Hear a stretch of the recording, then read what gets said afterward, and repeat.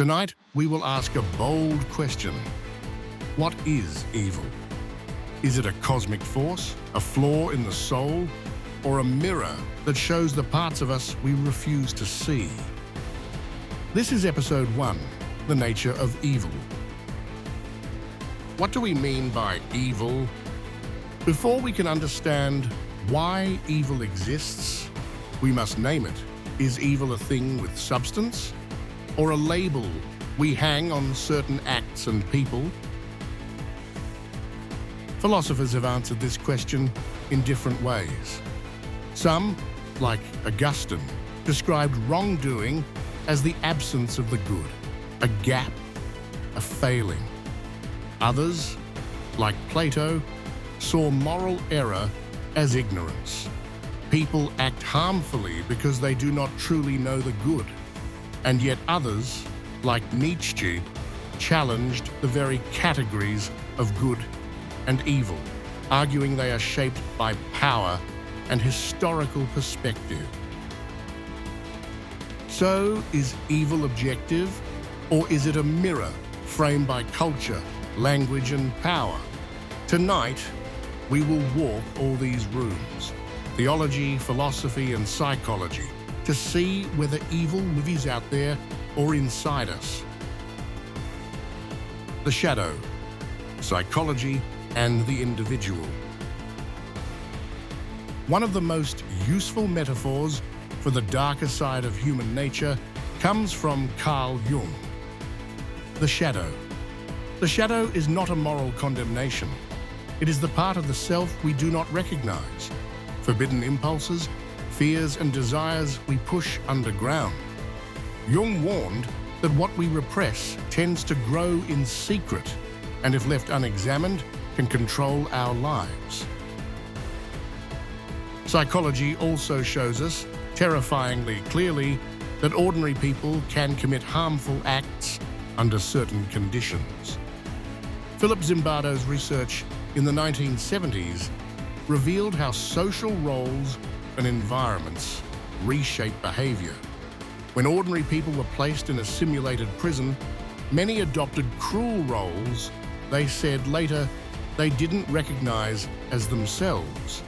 The point is not to label them monsters, but to show how context can unlock the darkest possibilities in otherwise normal humans. Stanley Milgram's obedience studies further exposed how authority can pressure people into harming others, even when they are uncomfortable. A chilling lesson. Moral conviction alone is fragile in the face of social pressure. These findings suggest evil is not only in motives. It emerges from systems, roles, and pressures that shape decisions. That's the first key. Evil is often social, not only personal. Part 3. The genetic shadow. But could evil be something even deeper, something biological? In 1993, researchers at the University of Wisconsin discovered a variant of the MAOA gene, which became infamously known as the warrior gene. This gene affects how the brain regulates dopamine and serotonin, chemicals tied to emotion and impulse control. Men with a certain AOA variant, especially those who suffered abuse as children, were statistically more likely to show violent behavior as adults. But genetics is not destiny. Many people carry this gene and live peaceful lives. It is the interaction between biology and environment, nature and nurture, that shapes us. Even in nature, aggression serves a purpose. A lion kills not out of hatred, but instinct. A mother bear attacks when her cubs are threatened. Evil, when stripped of morality, is simply a misfiring of survival instinct, aggression without restraint, dominance without empathy. In this light, the capacity for evil might not be an error in evolution, but a side effect of being alive.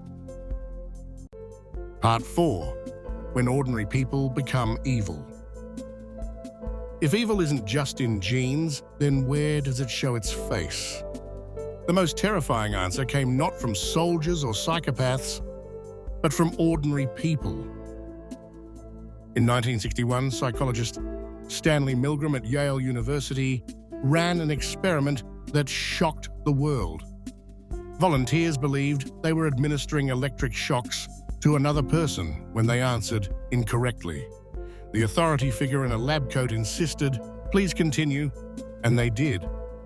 Even as the person on the other side screamed in pain, 65% of participants obeyed all the way to the highest voltage. No one forced them. No one threatened them. They simply followed orders. Around the same time, philosopher Hannah Arendt watched the trial of Nazi officer Adolf Eichmann, a man responsible for organizing the transport of millions of Jews to concentration camps. She expected to see a monster, but what she saw was a quiet bureaucrat, polite, emotionless, who claimed he was just following rules. She called it the banality of evil. Evil, she realized, doesn't always come from hate. Sometimes it comes from thoughtlessness, from obedience, from the failure to think for ourselves. Part 5. The Mirror of Society. If individual people can turn cruel under pressure, what happens when entire societies do? History gives us countless examples. The Crusades, the Khmer Rouge, the Rwandan genocide. Each began with a belief, a story that justified cruelty. We are right. They are wrong. We are pure.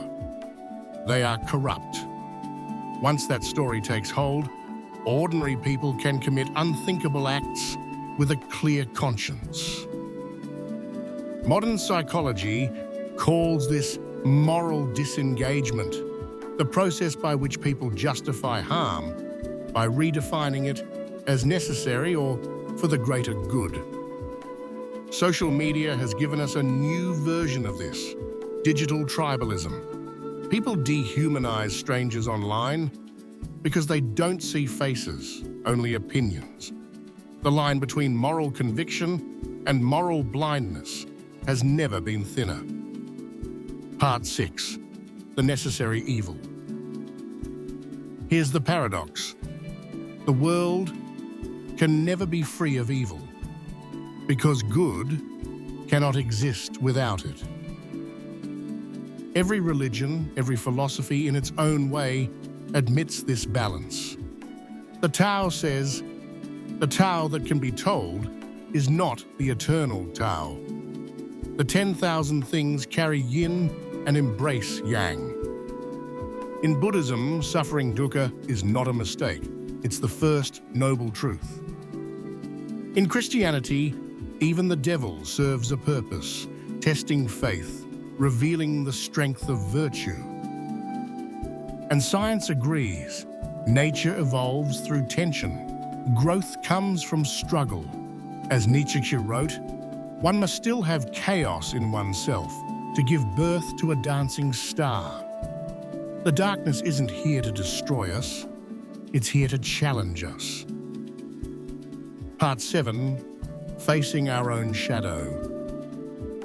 The philosopher Alexander Solzhenitsyn, who survived the Soviet gulags, once wrote, "The line dividing good and evil cuts through the heart of every human being." Evil isn't something out there. It's something within us, waiting for the right moment or the wrong justification to emerge. But here lies hope. If the capacity for evil lives in us, then so does the capacity for good.